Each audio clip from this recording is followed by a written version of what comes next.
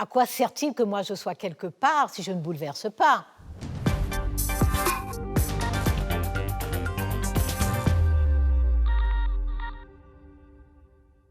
Bonjour Christiane Taubira.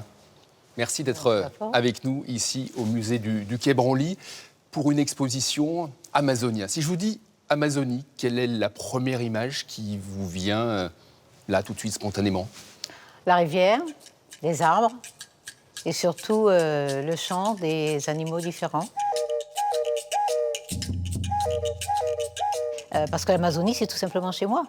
Parce que vous êtes né à Cayenne, en Guyane. Alors évidemment, on vous connaît parce que vous avez été ministre de la Justice, vous avez été la première femme députée de Guyane. Quand vous êtes à Paris, loin de la Guyane, qu'est-ce qui vous manque le plus? Moi, vraiment, ce qui m'apaise, ce qui me reconstitue, c'est lorsque je suis loin et que je veux revenir spirituellement et en mémoire en Amazonie, c'est complètement le fond de la forêt.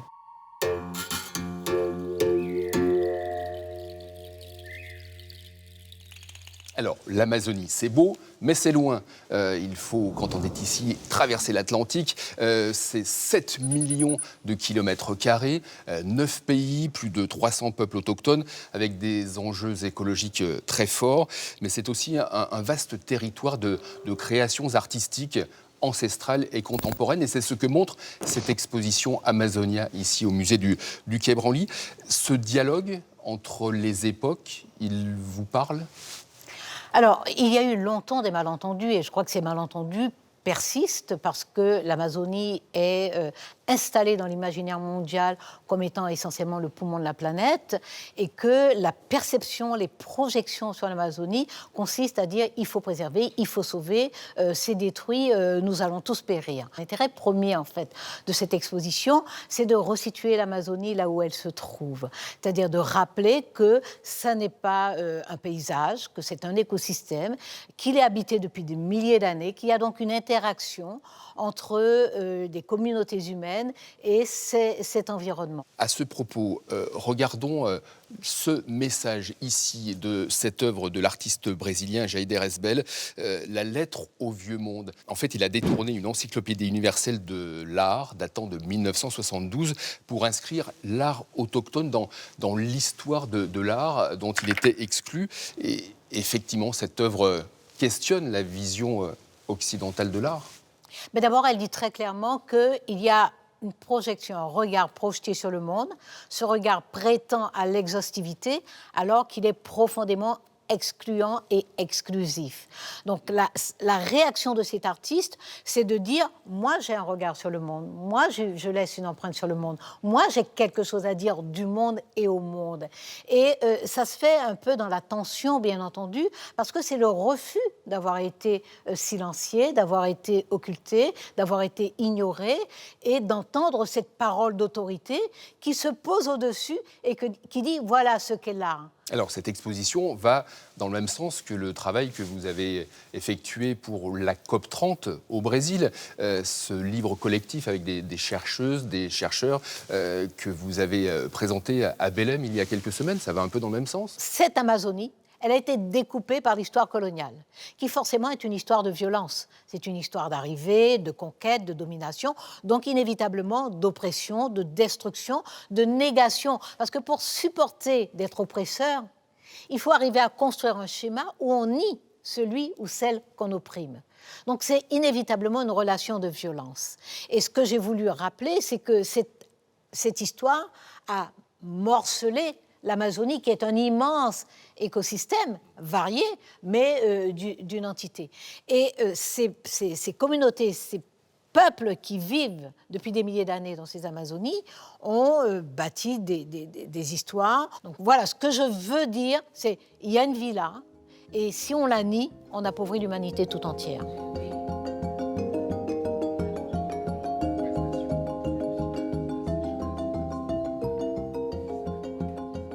Nous voici à présent devant les diadèmes Raeto. Ce sont des disques de plumes, emblèmes du soleil que les jeunes hommes d'un peuple du Brésil portent lors d'une grande fête quand ils deviennent adultes. On va parler des peuples autochtones. Vous venez donc de participer à la COP30 à Belém. Durant ce sommet organisé par les Nations Unies, les peuples autochtones ont manifesté leur colère.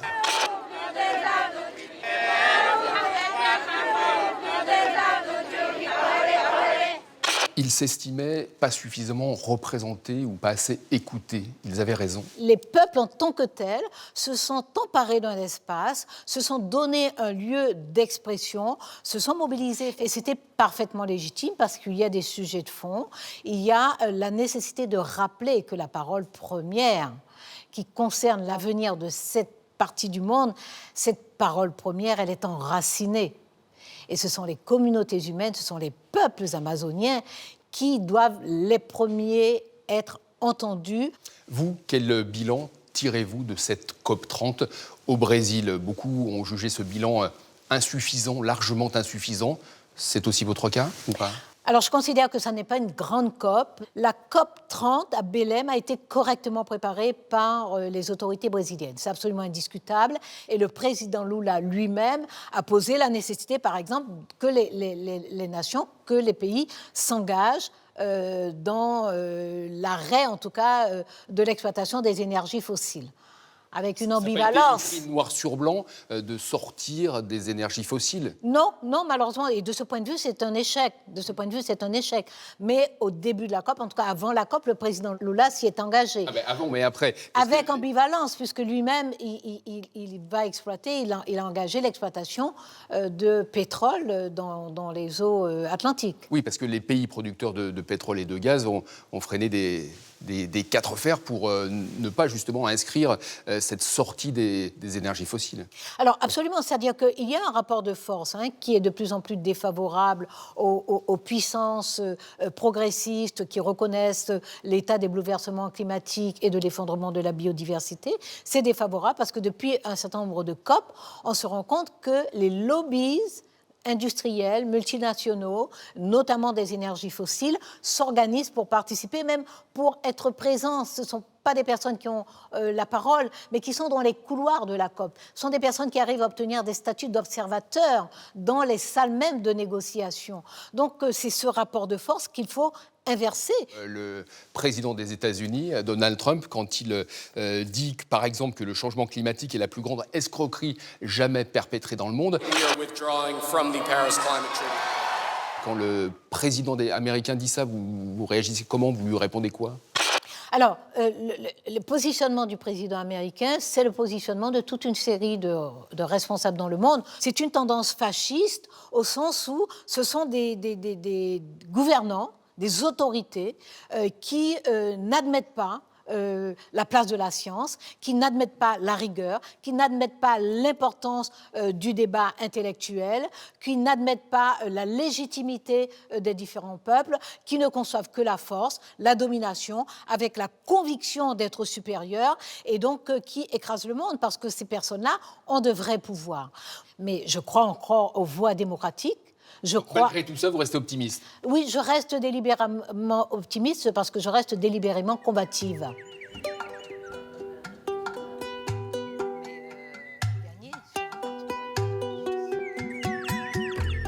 Christiane Taubira, dans cette salle, nous sommes en Amazonie, ou presque. Elle est là, sur ce triptyque d'un peintre contemporain péruvien qui représente la transformation de la forêt. L'Amazonie est un formidable espace de biodiversité. Vous la connaissez très bien, cette forêt amazonienne. Alors, je connais très bien mon Amazonie à moi, chez moi. Oui, L'Amazonie de la Guyane. L'Amazonie de la Guyane, oui, je la connais vraiment très, très bien.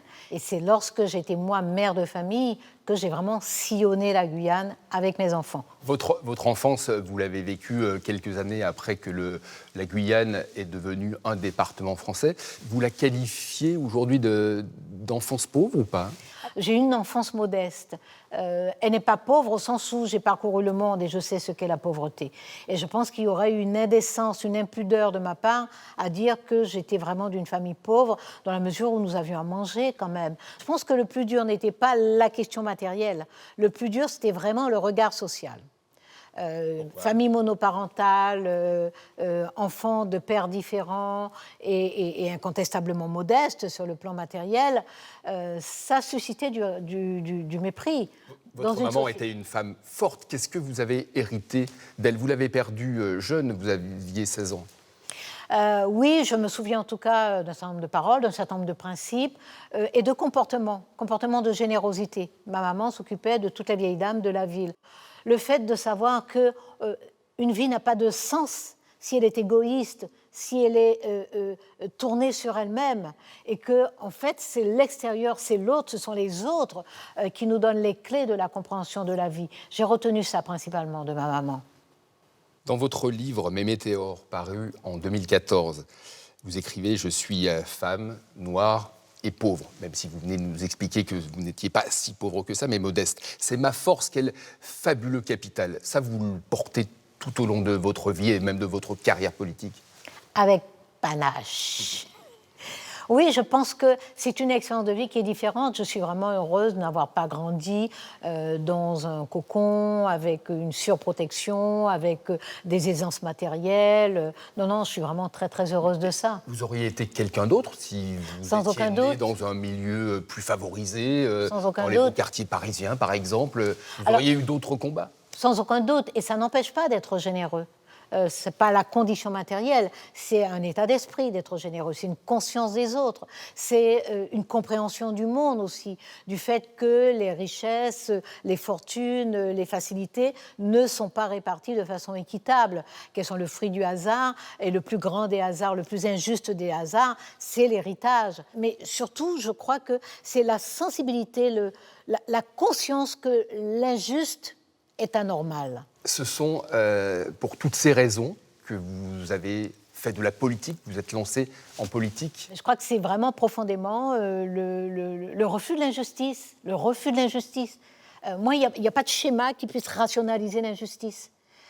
Donc mes engagements, ils sont là. Et je crois que mon moteur, mon ressort intime pour m'engager, pour me battre, c'est ça le refus de l'injustice. Vous comprenez qu'évidemment, il n'y a pas de répit possible. Je ne peux pas être en paix, vu l'état du monde qui ne cesse de s'aggraver, mais qui n'a jamais été satisfaisant.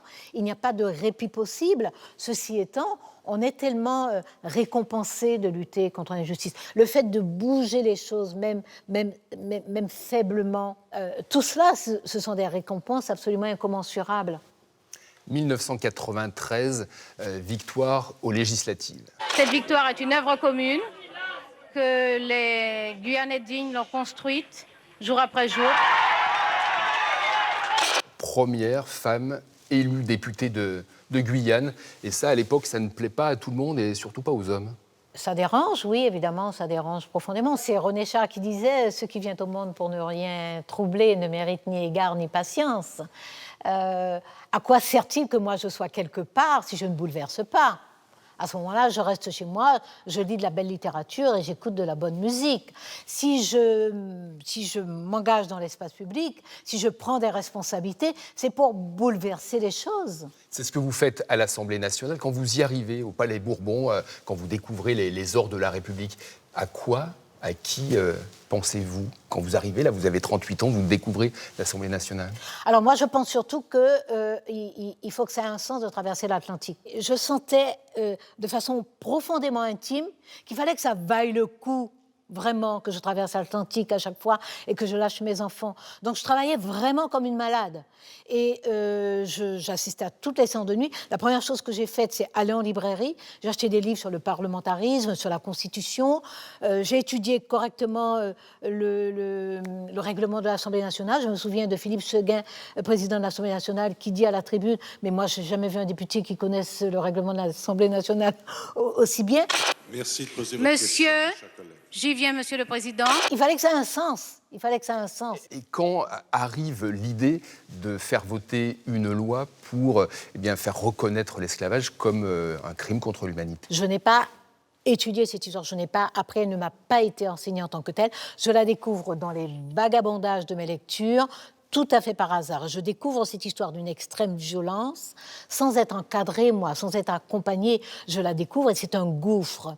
Et en 1998, à Paris, un immense cortège défile silencieusement pour revendiquer d'être descendants, filles et fils d'esclaves.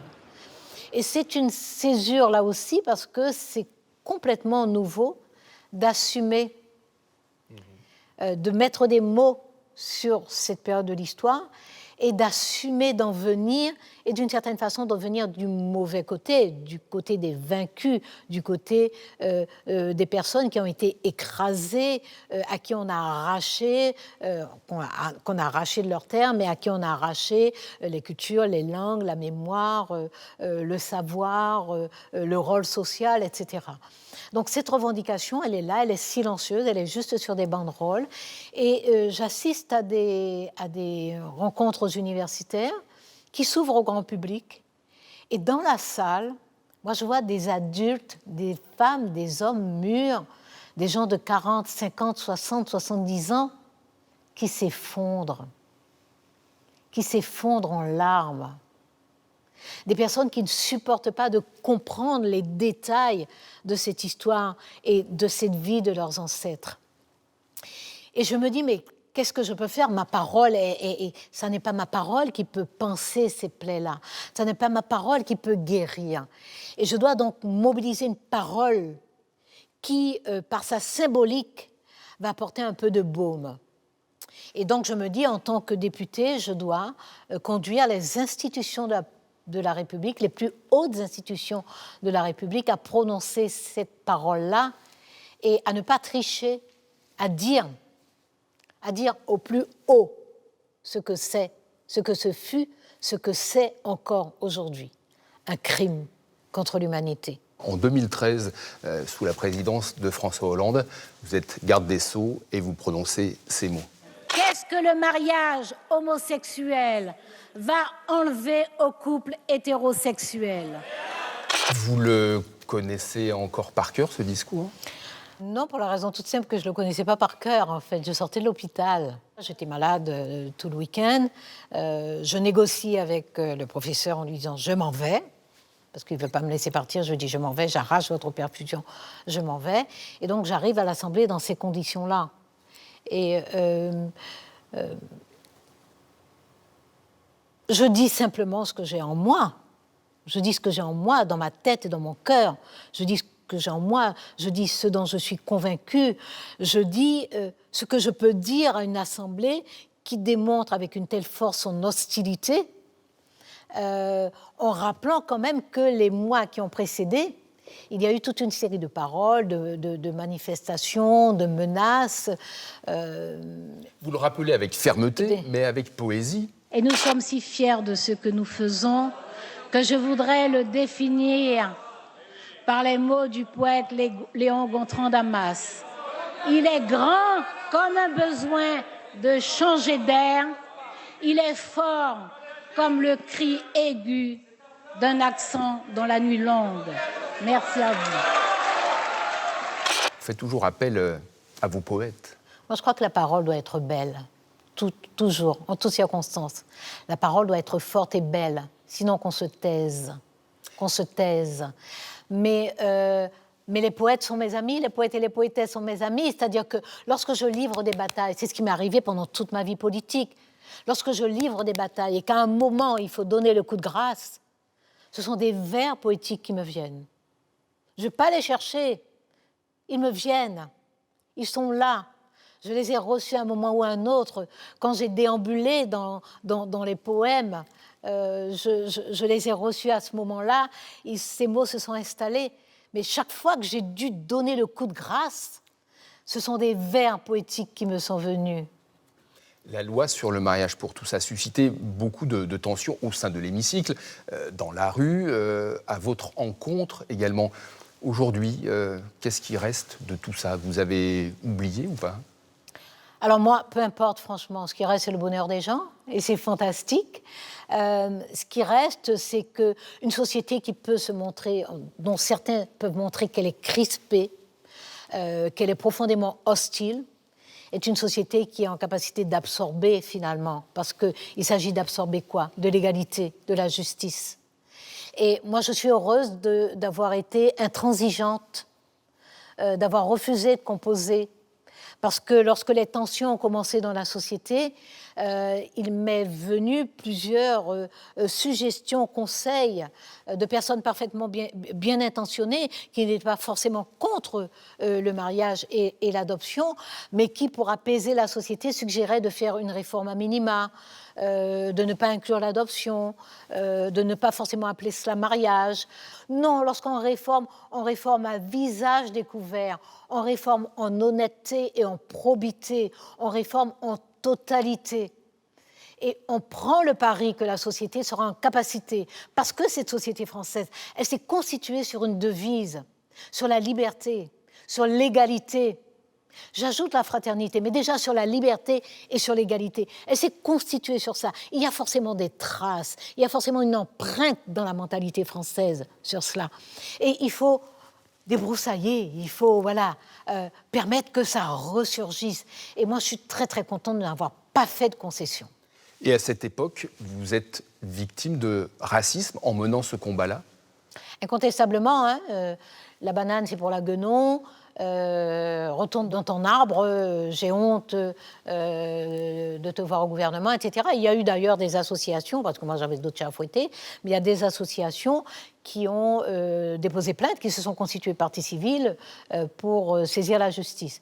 Donc il fallait à la fois montrer que je tenais bon en tant que personne, que je tenais bon en tant que ministre de la Justice, que je suis consciente de la responsabilité qui m'incombe, je la porte avec fierté et dignité, et je la porte en plus avec panache.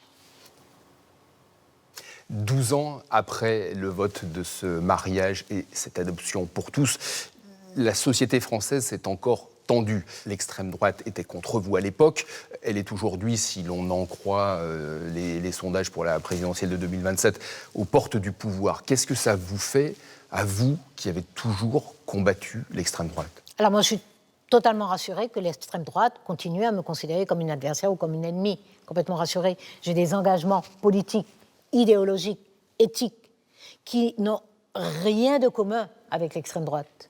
Même lorsqu'elle se déguise, même lorsqu'elle se camoufle, qu'elle se dissimule, qu'elle fait semblant d'aimer le peuple, l'extrême droite, dans aucun pays du monde, n'a jamais favorisé le peuple. L'extrême droite est sur des lignes économiques de dureté. Elle trompe le peuple avec un discours d'attention, mais en jouant sur les passions tristes, c'est-à-dire en jouant sur des rivalités. Elle peut tromper le peuple jusqu'à prendre le pouvoir en France demain ? Malheureusement, mais ça n'est pas la puissance ni la force de l'extrême droite, ça n'est pas sa vitalité, ça n'est pas sa vigueur, c'est l'effondrement en face de positionnements politiques, d'une vision politique, d'un courage politique qui consiste à dire voilà comment nous voyons notre société, voilà comment nous voyons le monde. La gauche, dont vous faites toujours partie, elle a perdu ce courage-là. Absolument, j'en suis malheureuse et j'espère que mes paroles serviront non pas à écraser la gauche, mais à la secouer pour qu'elle retrouve sa vigueur. C'est-à-dire que si la gauche ne reformule pas sa vision du monde, son exigence en matière de justice, d'égalité, de solidarité. Qu'est-ce que c'est qu'une société où on démolit les services publics ? La gauche ne veut pas consentir à cela. Qu'est-ce que c'est qu'une société où les inégalités s'installent durablement ? La gauche ne peut pas y consentir. Qu'est-ce que c'est qu'une société où les injustices deviennent monnaie courante ? La gauche ne peut pas y consentir. Donc il faut que la gauche retrouve le courage de dire sur quoi elle s'est construite, quelle vision elle a de la société, que signifie pour elle la fraternité, qu'est-ce que la solidarité, qu'est-ce que c'est que les services communs, qu'est-ce que c'est que ce patrimoine commun, qu'est-ce que c'est que de penser l'accès à l'eau pour tout le monde, qu'est-ce que c'est que de rendre le savoir, l'éducation, l'instruction accessible. La gauche doit être capable de dire ça et de le dire avec vigueur, avec conviction, avec certitude, parce que c'est ça les sociétés viables. C'est ça, les sociétés humaines viables ne sont pas des sociétés de compétition, de rivalité, d'affrontement. C'est pas ça. Ça tient un temps, mais ça s'effondre. Donc la gauche doit redevenir la gauche. Et la vraie gauche, elle est aussi internationaliste. Mais en fait, vous n'avez pas arrêté de faire de la politique. Mais même après ma mort, monsieur. Mais là, la politique, les joutes politiques, je sens qu'elle vous manque un peu. Vous n'aimeriez pas y retourner, là, au combat ? Je suis une bagarreuse, mais je pense qu'il y a un temps pour tout. Mais peut-être que la gauche a besoin de vous. C'est peut-être vous dont elle a besoin. Mais je peux apporter ma part. Je peux apporter ma part, pas forcément en tant que leader. Pas forcément. Et je suis travaillée depuis longtemps par le relais de génération. Je suis vraiment travaillée sincèrement par cela. Et je pense que la responsabilité de ma génération, c'est vraiment d'ouvrir la voie. Est-ce que vous aimez toujours aussi passionnément la nuit ? Oui, la nuit, c'est mon univers. C'est vraiment mon univers. Vous faites quoi la nuit ? Je suis reine. La reine dans la littérature en fait, aussi. Oui, la nuit, je suis vraiment libre, en fait. Je suis libre. D'abord, il y a une nostalgie d'enfance. Je trichais la nuit, je lisais la nuit en cachette avec une petite lampe et puis avec la lumière vacillante de la rue. J'étais libre à ces moments-là. Vous avez toujours lu la nuit, même quand vous étiez ministre ?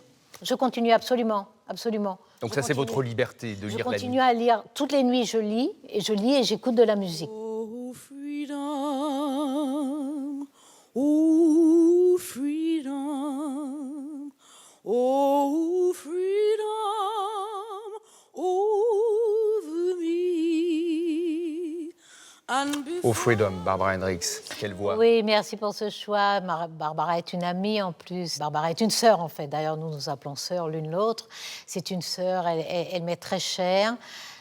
Alors, j'ai une espèce de panthéon. Il y a Toni Morrison, il y a Maryse Condé, il y a Simone Schwarz-Bart. Voilà, j'ai un panthéon comme ça de femmes qui me sont infiniment précieuses, parce qu'elles sont juste éblouissantes, elles sont resplendissantes, elles sont brillantes. Et moi, je suis heureuse de les connaître personnellement, individuellement. Mais vous, quand vous chantez, vous m'avez dit, je chante. Vous chantez quoi ? Je chante faux, je chante des tas de choses. Ah, mais devant des gens ou toute seule chez vous ? Je chante à tue-tête, je chante en toutes circonstances, je chante en pédalant parce que je circule beaucoup à vélo. Je chante beaucoup en pédalant, je siffle même à vélo. Donc je chante, j'ai toujours beaucoup de joie à chanter. Et à parler aussi, et parler politique. Merci beaucoup, Christiane Taubira, d'avoir accepté notre rendez-vous ici, dans ce magnifique lieu, pour cette exposition Amazonia au musée du Quai Branly. Merci.